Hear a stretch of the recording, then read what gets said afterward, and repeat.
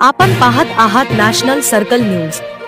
Dharni police station येथील ठाणेदार यांनी police स्टाफसह अवैधरित्या अंमली पदार्थ गांजा,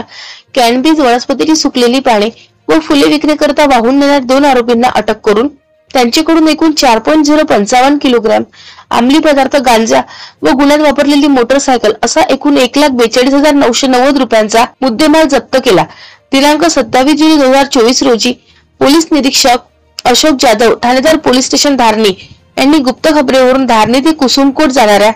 मुख्य डांबरी रस्त्यावरील मधुवा नाल्याजवळील भूतेश्वर मंदिराच्या समोर मोटरसायकल चालकांना चेक करीत असता यातील आरोपी संजय गोपाळराव इंगडे वय 52 वर्ष, राहणार इंदिरानगर, हिवरखेड, जिल्हा अकोला, तर दुसरा शेख सलमान शेख इसा वय 32 वर्ष, राहणार तिडके प्लॉट, हिवरखेड, जिल्हा अकोला असून गुन्ह्यात वापरलेली होंडा शाईन मोटरसायकल क्रमांक MH30 BT 2943 किंमत अंदाजे 70,000 रुपये असा एकूण 1,42,990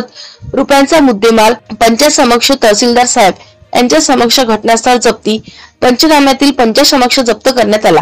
त्याबाबत आरोपी यांच्या विरुद्ध पोलीस स्टेशन धारणी येथे गुन्हे दाखल केले असून पुढील तपास पोलीस निरीक्षक अशोक जाधव,